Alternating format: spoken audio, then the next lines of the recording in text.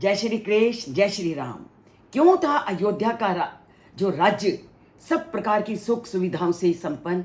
क्योंकि उनका राजा उनकी हर तरह की चीज़ों का, उनके सुख सुविधाओं, उनके खान पान, उनके रहन सहन, सभी प्रकार की सुख सुविधाओं का वो ध्यान रखते थे। जब पूरी तरह से उनको सब प्रकार की सुख सुविधाएं दी जाएंगी तो वो प्रजा क्या कभी किसी गलत रास्ते में जाएगी? कभी भी नहीं। क्योंकि जब सब कुछ उनको थाली में परोसा हुआ मिल रहा है तो क्यों वहाँ की प्रजा अपने राजा के अनुकूल नहीं चलेगी? इसका वर्णन वो आज के श्लोक में करते हुए कहती है, ना अहित अग्नि अयज्वाह न शूद्रो न च तस्करः कश्चित आसीत अयोध्यायाम न च अवृत न च शंकरः।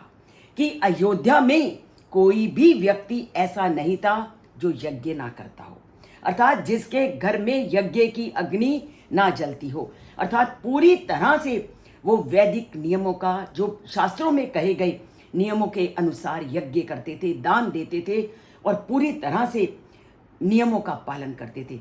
और पूरी सुख सुविधाओं की प्राप्ति होने के कारण ना तस्करा, वहाँ कोई चोर नहीं था। चोर चोरी तभी करेगा जब वो किसी न किसी अभाव से पीड़ित होगा। जब राजा दशरथ ने अपनी प्रजा को सभी प्रकार की ज़रूरतें दीर को पूरा करने के लिए सामान दे रखा है तो चोरी की ओर उनका ध्यान जाना संभव ही नहीं है। तभी कहा कि ना तस्करा, कि वहाँ कोई चोरी नहीं, ना शूद्र, ना उस समाज में ऊंच और नीच का कोई भेद है, कोई शूद्र नहीं, सबको राजा दशरथ समान दृष्टि से देखते हैं। और ऐसी थी अयोध्या नगरी जहाँ हर व्यक्ति का सम्मान था। और ना संकरा, वर्ण संकर नहीं था। व्यक्ति गलत रास्ते पर तब चलता है जब उसको कोई अभाव पीड़ित करता है या जहाँ पर नैतिकता का पालन नहीं होता। तो अयोध्या के राज्य में पूरी तरह से नैतिकता का पालन था, लोग नियमों का पालन करता था, नियम अनुसार जीवन को चला रहा था। तो वहाँ पर वर्ण संकर की संभावना ही नहीं थी। अर्थात पूरी तरह से लोग राजा दशरथ के द्वारा बनाए गए जो नियम थे और जो वेदों में कहे गए और जो शास्त्रों में कहे गए नियमों का वर्णन है उसके अनुसार अपनी जीवन धारा चलाते थे। और उसी तरह जीवन धारा चलने के कारण वहाँ पर कहीं पर भी कोई ऐसा नहीं था कि एक जाति का दूसरे जाति में कोई वर्ण संकर उत्पन्न हुआ हो। वर्ण संकर हमेशा बुराई की ओर ले जाता है, तो वर्ण संकर का पूरी तरह से वहाँ अभाव था।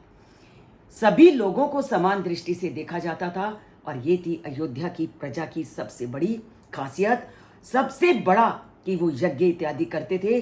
और कोई ऐसा घर नहीं था जहाँ पर यज्ञ की अग्नि प्रज्वलित नहीं होती थी। जहाँ धर्म का, संस्कारों का पालन होगा तो प्रजा अपने आप धर्म अनुकूल आचरण करेगी। यही रामायण का संदेश है। जहाँ बड़े जैसा करते हैं छोटे उसी का अनुसरण करते हैं। चाहे हम घर में देख लें, चाहे समाज में देख लें, समाज वैसे ही चलेगा जैसा नेता चलेंगे, घर वैसे ही चलेगा जैसा उसका मुखिया चलेगा। तो मुखिया क्योंकि राजा दशरथ नियमों के अनुसार चलाते थे तो प्रजा उन्हीं के अनुसार चलती थी। तो हम भी कोशिश करें कि ऐसा एक आदर्श समाज के सामने उपस्थित करें कि हमारी पीढ़ियां आने तक हमको याद रखें। और ये तभी होगा जब रामायण को हम अपने जीवन में उतारेंगे और जन जन तक उसको पहुंचाएंगे।